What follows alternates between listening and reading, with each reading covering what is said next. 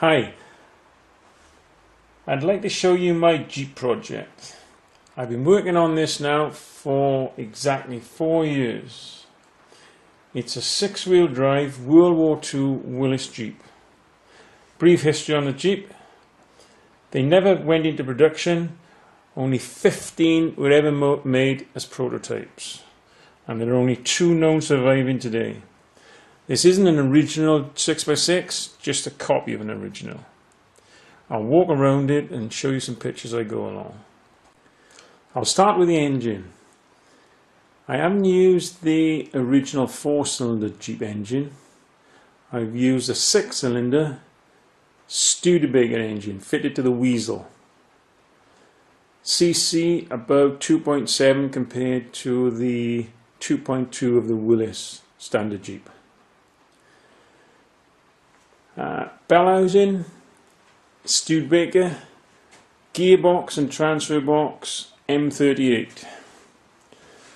Needed to use this because the transfer box is slightly bigger to take the extra selectors and gears that a very clever bloke called Andy built into this transfer box to make this rear prop shaft drive at the same speed as the normal prop shaft using the high and low ratios.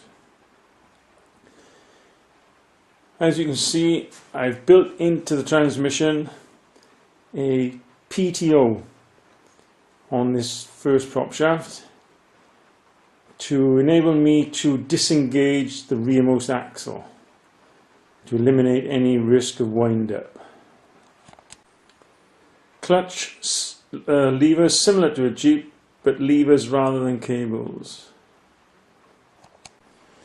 Onto the chassis now and the first extension. I started with a standard wartime Jeep chassis.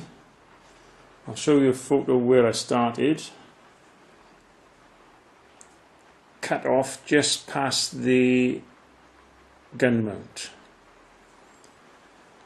Extended all the way back roughly 4-5 feet without the extra piece at the back, which is demountable. The square you see there is the gun mount base. I'm going to mount a 37mm gun in the back. This is a photo of the first part of the extension in its early stage. Next, a photo of the center cross member that carries all the suspension. There's just the center cross member and the completed cross mountings to support the cross member. Prop shaft center mount, going back to the rearmost axle. Panhard rod link from the center link of the rearmost axle along to the front rear axle, another Panhard rod link to the chassis. Fuel line running along. Small belly tank I made up there, as the main tank only carries 7 gallon, and this is an extra 3 gallon. Demountable section there. Standard type rear bumper folded. Standard bumperettes with lifting eyes. Standard tow hook with eyes.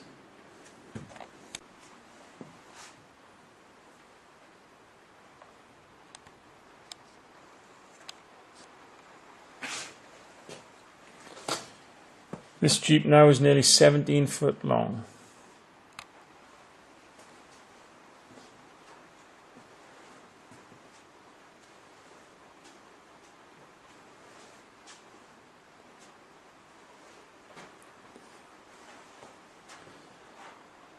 .750 by 16 tyres, much bigger than the standard 600 on the normal Jeep. Using these bigger tyres, the diff ratios needed to be changed from a standard 4.8 to the original ratio in the 6x6 5.3. Another chassis section extended as the engine is 8 inches longer than the 4-cylinder. Everything had to be extended because the radiator would have been over the top of the cross member. Another mounting point moved there. The spring hanger needed to be moved forward by 7 or 8 inches as well. Onto the other side now. You can see this front rear axle is in standard position as a normal Jeep, but the rearmost axle, the diff, is on the opposite side. What I done there was to cut the axle tubes off, swap them over, machine the 2 sleeves and weld them back in.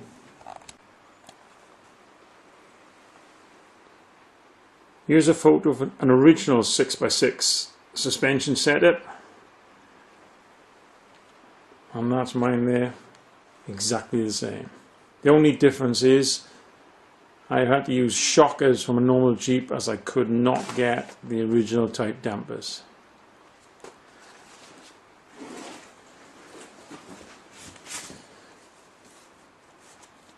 You'll see on this front axle spring mount, it's just a welded bracket that carries the springs, but the rear axle spring mount is in 2 pieces to enable the axle to pivot inside the spring mounts.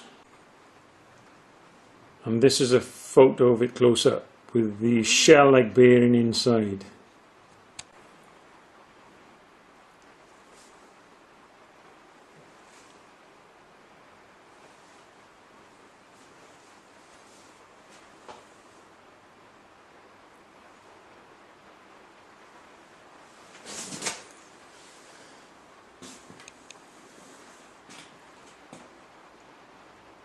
Another conversion, the inlet and exhaust manifolds are on the opposite side of a normal Jeep,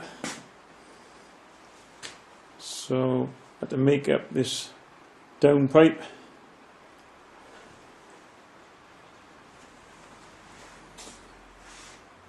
Oil filter there, nothing obviously connected yet. Radiator, standard Jeep rad, but you can see that the cowling needed to be modified as the engine is 3 inches shorter in the block, which meant that the fan was far too low in the original Jeep rad. Another conversion on the rad, the water pump is on the opposite side on this engine, so I needed to cut out the original outlet on the other side and graft it back into this side.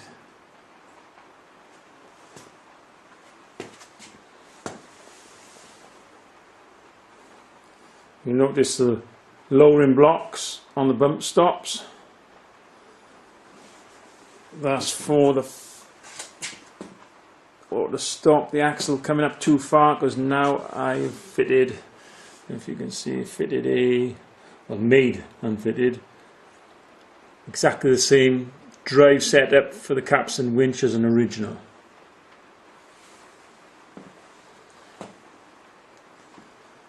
Capstan winch mounting plate made that as close to original as I can see, complete with rope roller. Very rarely see those on a Jeep. Front tow hooks of the half track, and also something never fitted to the Jeep. I made a scaled down version of the ditch roller, an identical copy even down to the last rivet, and you can just see the track where the square bush travels up and down. Back over this side, one thing I forgot was, you might have noticed an extra lever there attached to this rod that goes all the way along.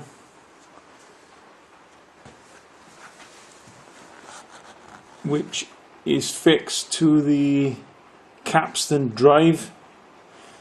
It's to enable me to operate the capstan from inside the cab if I need, as well as the smaller one used at the front of the grille. So I've now got a 5-lever Jeep. I wanted 6, but I need to settle for 5. You'll notice there I grafted the words Jeep Willys in the sill head. Looks okay.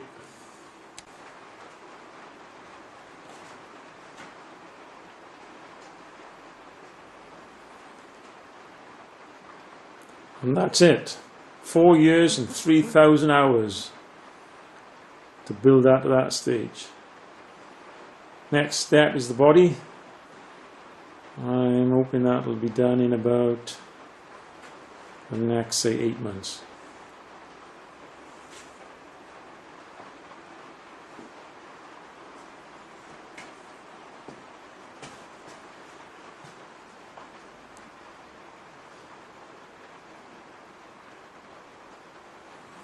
I hope it has been some interest to you, and bye for now.